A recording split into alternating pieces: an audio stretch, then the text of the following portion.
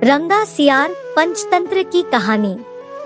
एक बार की बात है कि एक सियार जंगल में एक पुराने पेड़ के नीचे खड़ा था।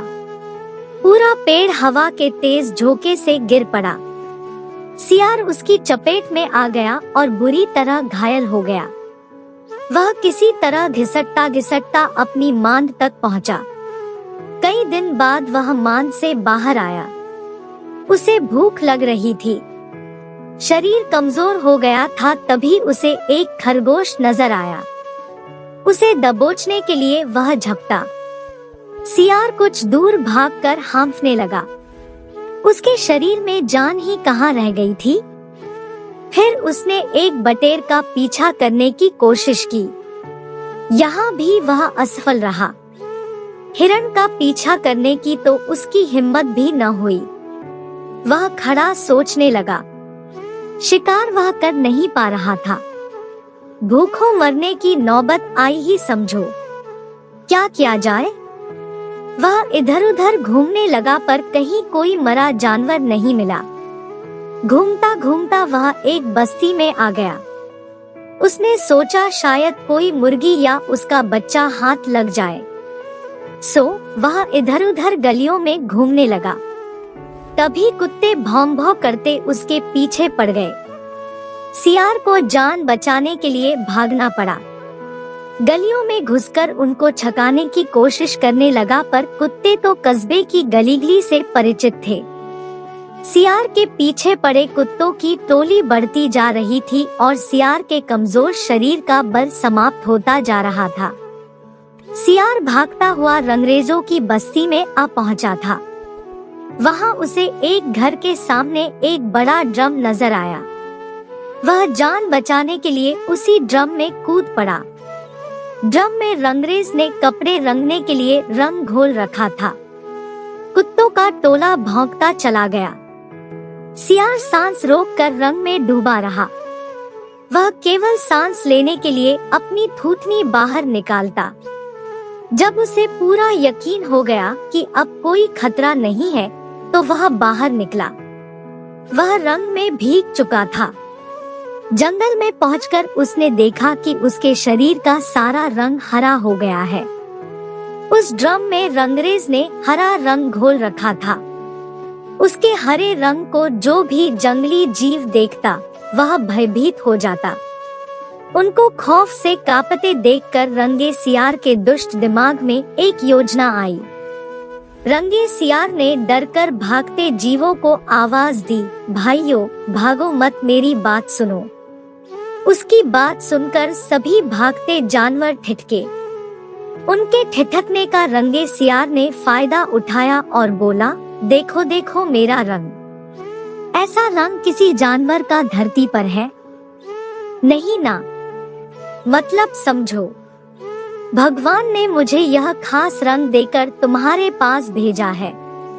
तुम सब जानवरों को बुला लाओ तो मैं भगवान का संदेश सुनाऊं।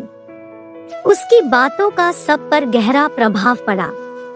वे जाकर जंगल के दूसरे सभी जानवरों को बुलाकर लाए। जब सब आ गए तो रंगा सियार एक ऊंचे पत्थर पर चढ़कर बोला, वन्य प्राणियों, प्रजापति ब्रह्मा ने मुझे खुद अपने हाथों से इस अलौकिक रंग का प्राणी बनाकर कहा कि संसार में जानवरों का कोई शासक नहीं है। तुम्हें जाकर जानवरों का राजा बनकर उनका कल्याण करना है। तुम्हारा नाम सम्राट ककुदुम होगा। तीनों लोकों के वन्य जीव तुम्हारी प्रजा होंगे। अब तुम लोग अनाथ नहीं रहे। मेरी छत्र छाया में निर्भय होकर रहो। सभी जानवर वैसे ही सियार के अजीब रंग से चकराए हुए थे। उसकी बातों ने तो जादू का काम किया। शेर, बाघ व चीते की भी ऊपर की सांस ऊपर और नीचे की सांस नीचे रह गई। उसकी बात काटने की किसी में हिम्मत न हुई। देखते ही देखते सारे जानवर उसके चरणों में लौटने लगे और एक स्वर में बोले, हे ब्रह्मा के दूत, प्राणियों में श्रेष्ठ ककुदुम, हम आपको अपना सम्राट स्वीकार करते हैं। भगवान की इच्छा का पालन करके हमें बड़ी प्रसन्नता होगी। एक बूढ़े हाथी ने कहा, हे सम्राट, अब हमें बताइए कि हमारा क्या कर्तव्य है। रंगा सियार सम्राट की तरफ पंजा उठाकर बोला, तुम्हें अपने सम्राट की खूब सेवा और आदर करना चाहिए। उसे कोई तकलीफ नहीं होनी चाहिए। हमारे खाने पीने का शाही प्रबंध होना चाहिए। शेर ने सिर झुकाकर कहा, महाराज ऐसा ही होगा। आपकी सेवा करके हमारा जीवन धन्य हो जाएगा।